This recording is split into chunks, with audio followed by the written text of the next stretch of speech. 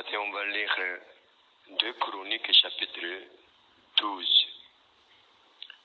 2 Chroniques chapitre 12, le verset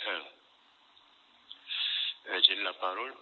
Lorsque Roboam se fit affermi dans son royaume et qu'il lui acquit de la force, il abandonna la loi de l'Éternel et tout Israël l'abandonna avec lui.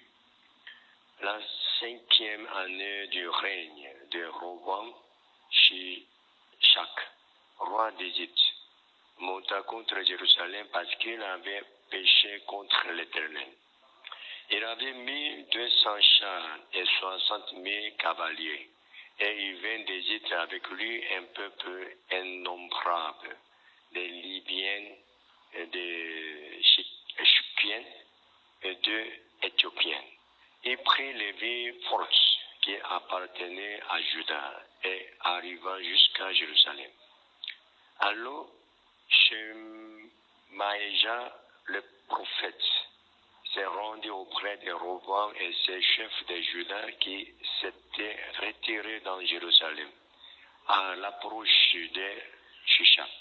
Et il leur dit, ainsi par l'Éternel, vous m'avez abandonné, je vous abandonne aussi, et je vous livre entre les mains de Shishak. Les chefs d'Israël et le roi s'humiliaient et dirent, l'Éternel est juste.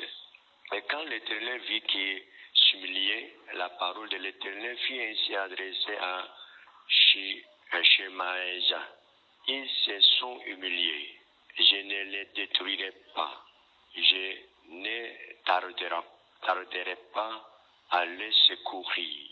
Et ma colère ne se répandra pas sur Jérusalem par Shishak.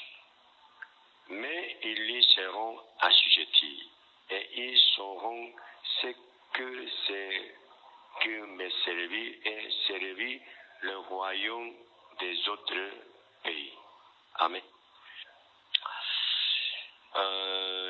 Tout à l'heure, je lis chapitre 12, l'histoire d'Israël.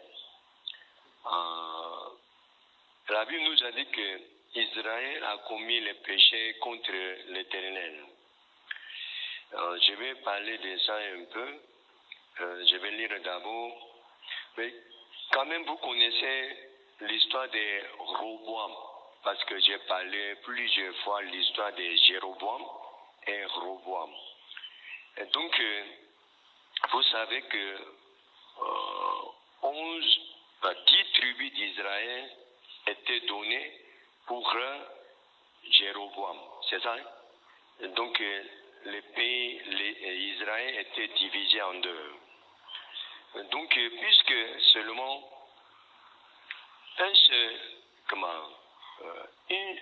une tribu d'Israël, c'est-à-dire Juda, la tribu de Juda était avec Roboam, vraiment le pays de Juda était vraiment faible. Donc je vais lire chapitre 11, verset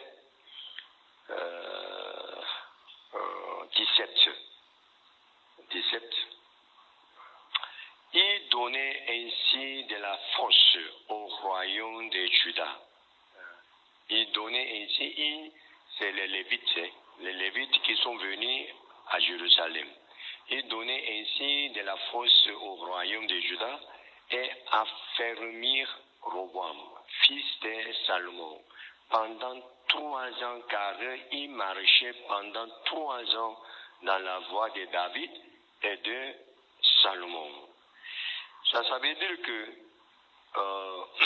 au début, puisque à côté de Roboam, il n'y avait pas beaucoup de personnes, seulement la tribu de Juda était là, mais heureusement, les Lévites, je dois lire, verset 13, le verset 13, je vais lire ça en même temps.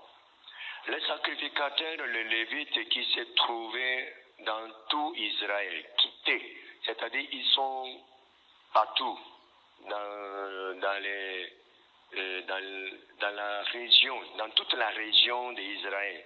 C'est-à-dire ils étaient dispersés partout, mais les sacrificateurs, les Lévites qui se trouvaient dans tout Israël, quittaient leur demeure pour se rendre auprès de Roboam.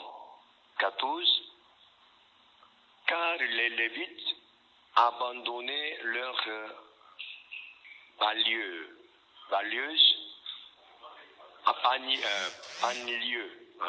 banlieues et leurs propriétaires et vinrent en Juda et à Jérusalem. C'est-à-dire les sacrificateurs et les Lévites ils ne pouvaient plus rester dans le pays d'Israël. Parce que Jéroboam, il a construit 2 temples. J'ai déjà parlé de ça, n'est-ce pas?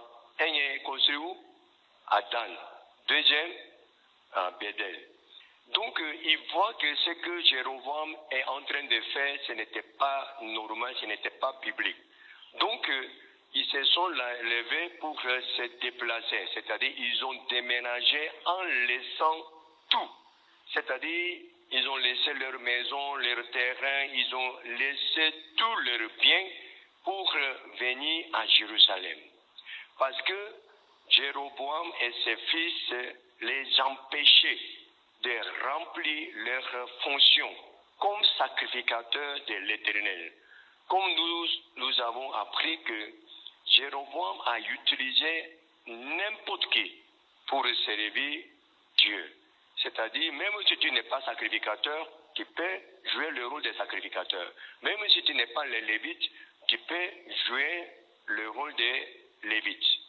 C'est-à-dire, ceux qui ne sont pas sauvés même peuvent travailler pour Dieu, pour le temple. C'est-à-dire, tout est faux. 15. Jéroboam établit des sacrificateurs pour les hauts lieux, pour les boucs et pour les veaux qu'il avait fait. 16. Ceux de toutes les tribus d'Israël qui avaient à cœur de chercher l'Éternel, le Dieu d'Israël, suivirent les Lévites à Jérusalem pour sacrifier à l'Éternel, le Dieu de leur Père. C'est-à-dire, ceux qui connaissent la parole de Dieu, ils voient que les sacrificateurs, les Lévites, ils sont en train de quitter leur demeure pour suivre ce qui était biblique. Donc, en voyant le déplacement des Lévites et les sacrificateurs, eux aussi, ils ont décidé de quitter leur demeure pour aller à Jérusalem. Vous comprenez ce qu'il a dit? Et 17, on a lu tout à l'heure, il donnait ainsi de la force au royaume de Juda et affermit Roboam, fils de Salomon, pendant 3 ans, car il marchait pendant 3 ans dans la voie de David et de Salomon. Ça veut dire qu'après 3 ans, qu'est-ce qui s'est passé? C'est qu'on a lu, chapitre 12, verset 1. Lorsque Roboam se fit affermi dans son royaume, c'est-à-dire maintenant il a eu la force, il eut acquis de la force, il abandonna la loi de l'Éternel et tout Israël l'abandonna avec lui. Les Lévites, les sacrificateurs et puis beaucoup de personnes qui étaient dans les différentes tribus d'Israël, ils sont venus à Jérusalem pour suivre la loi de l'Éternel. C'est ça? Vous comprenez? Donc ça a donné la force à Roboam. Mais 3 ans plus tard, lorsque Roboam a eu la force, qu'est-ce qu'il a fait? Il a abandonné la parole de Dieu. Pourquoi? Pourquoi il a abandonné la parole de Dieu? Vous ne savez pas? Il faut voir votre vie. Vous allez comprendre. Hein? C'est à cause de cette raison, qu'est-ce qu'était la réaction de Dieu? Il voit que Roboam a abandonné sa parole. Donc, ce que Dieu a fait, c'était